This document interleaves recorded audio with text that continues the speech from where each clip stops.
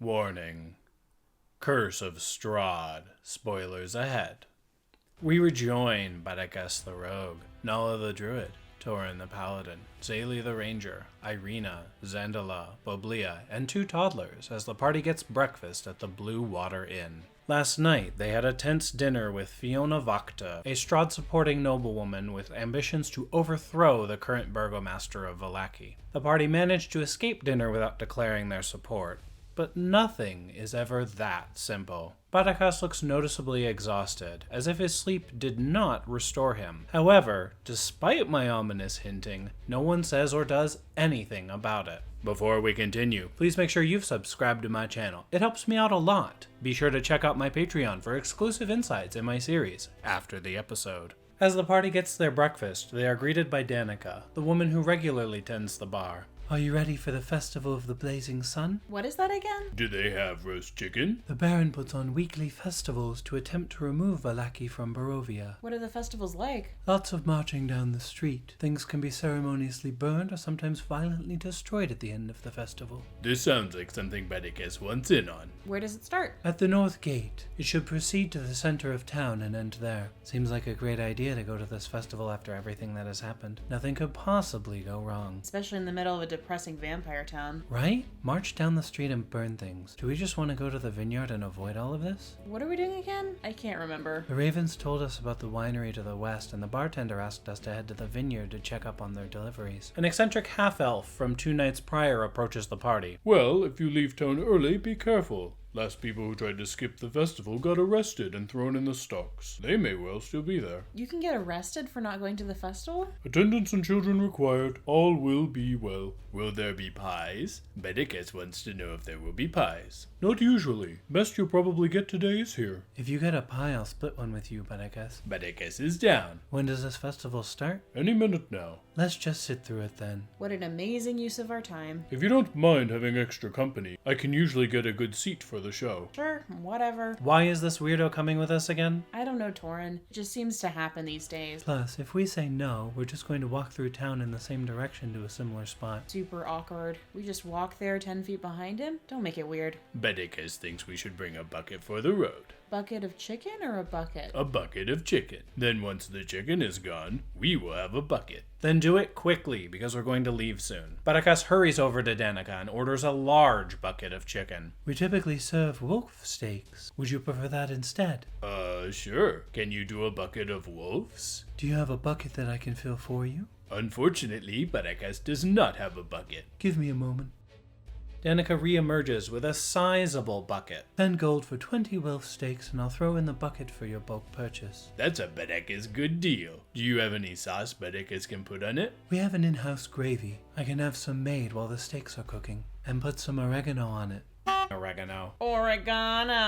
In case you're wondering about the sudden mention of oregano, this is left over from the Tomb of Annihilation campaign when my players asked the guide, Salida, what spices she had, and I panicked. The noble name of the spice is forever ruined, both in and out of game. 20 minutes pass, and Danica emerges with gravy-coated wolf steaks in the large bucket. Have fun at the festival.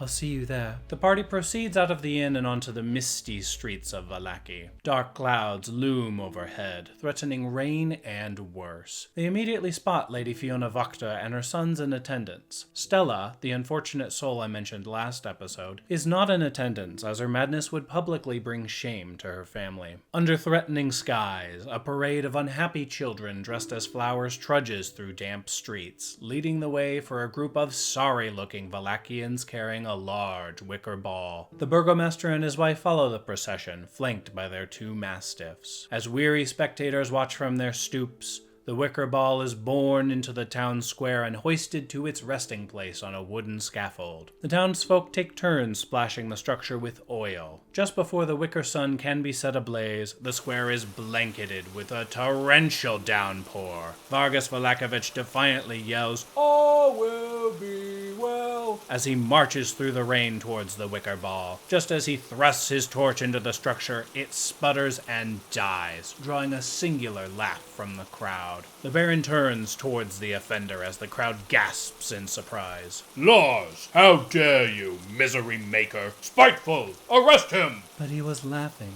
Laughing is joyful. Shh, or you're going to be next. A small group of guards pull the offender, a guard named Lars, out of the crowd before binding his wrists and ankles. Ropes are strung from the bindings and handed to Baron Valakovich, who gleefully tosses the ropes over his shoulders and begins to drag Lars through the streets. Let this be a lesson to all those who partake in misery. We will drag you through the streets of our glorious Vallaki so that all may take joy in your newfound humility. Great. Well, should we get involved? And fight the town guard again? In front of basically everyone in the town, including the guy in charge? Think about it. Yeah, you're right. Just seems Oh, I agree, but there's just nothing we can do without jeopardizing Irina and the children's safety. Fiona approaches the party and briefly raises an eyebrow before she saunters off towards northern Vallaki. The timing is unfortunate, as my players might have supported Vargas had he not arrested and mistreated Lars. As Lars is dragged away, the torrential downpour slows to a light drizzle, almost as if Barovia itself has turned its attention to Vargas's festivals. Suddenly, feral roaring, a loud crash, and yells of surprise split the silence. Two young men, Karl and Nikolai, run through the square, yelling about a tiger on the loose. The remaining townsfolk panic and run for cover. Tiger?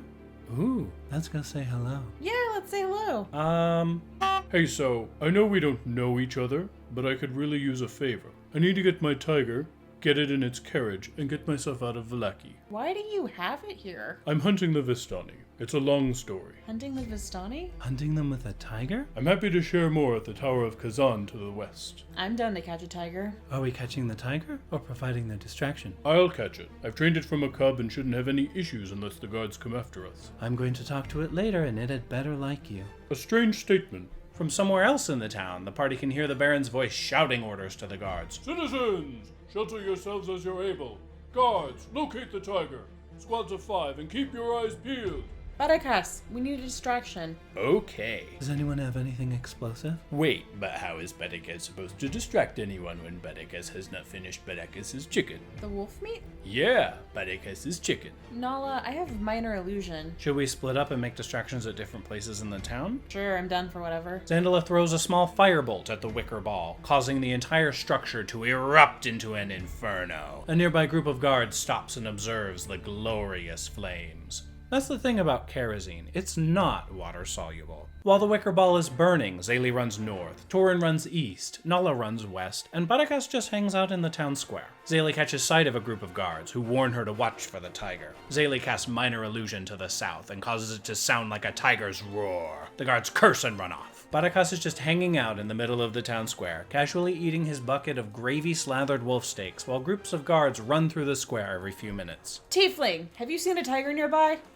What's a tiger? The guards are momentarily quiet, stupefied. Think house cat, but huge. All will be well. May you suffer, spiteful one. We should leave you as an offering to the tiger. Wouldn't that be merry? Oh, Bedikas loves house cats. Where is it? Bedikas wants to see it. It's going to eat you. No sir. Bedikas is usually the one who does the eating. In fact, Bedikas is Bedikas from Happy Land, and the city guards keep complaining that Bedikas keeps eating things that Bedikas is not supposed to. By this point, two groups of guards have come over to hear Bedikas' words and are dumbstruck by Bedikas being, well, himself. If Bedikas sees a giant cat, Bedikas will report it right after Bedikas rides it. The guards split up and continue their search. Good luck, officers of the guard. Hilariously, the tiger has almost exclusively lurked near the stockyard, making Rictavio's life just a little easier. Rictavio collects his tiger, horse, and wagon before he careens through the town towards the west gate. The gate is unattended, but Nala manages to get it open just in time for Rictavio to chaotically thunder through it. After several hours of high alert, Vallaki slowly returns to its sullen norm as the guards return to their posts. The party regroups in the town square, near the ashes of the wicker ball. Where did he say to meet him again? The Tower of Kazan to the west. Is it west of Vallaki? Do we want to go there before we hit the vineyard? If it's on the way, sure. A guard carefully approaches the party. Not sure if you remember me, but we met when you first came to Vallaki. I was hoping you'd do me a small favor. I haven't seen the town drunk in a few days, which is unusual, even for him. If you don't mind taking a look at the lake up north, I'd seriously appreciate it. Bedikas is poor. Is it a big lake? Lake Zarovich is large, but it's normally pretty easy to see across the waters. Yeah, we can do that. All I care about is that he's okay. Man hasn't caught fish in a while and has gotten crazier and crazier. And why can't you go check on him? Valachians are required to remain inside the town proper if they aren't hunting or completing a task assigned by the Baron. How far away is the Tower of Kazan? No idea. Hey, guard, do you know? It's several hours' travel. Let's hit the lake first. Okay, let's go. The party proceeds north through the town of Vallaki. After the tiger incident and failed festival of the blazing sun, the mood is tense. The party quietly leaves the gates and is greeted by the sight of a huge lake with dark waters that reflect the black clouds overhead like a monstrous mirror. Along the nearby shore sits 3 small rowboats, each with a pair of oars. A 4th boat can be seen in the middle of the lake, with a lone figure sitting in it. Do we want to just... I could polymorph myself or someone else into a giant crocodile and swim out to scare him. Yeah, it sounds like you're ready. I am ready. Unless he's close enough that we can just yell at him and that would work. Hey, face! There is no response from the figure on the boat, who just stares off into space as if Zaylee had not addressed him. Suddenly, the figure picks up a wriggling sack, eerily reminiscent of the toddler sacks Morgantha the Night Hag used. Oh no. The man hoists the sack, struggling to keep his balance in the boat before he tosses the sack overboard. Nala, go! Nala gets ready to heave herself into the water as a giant crocodile and stops dead in her tracks as her thalassophobia sets in. Xandala, can you fly or something? Can we just polymorph people and get out there? Zaylee and I can go.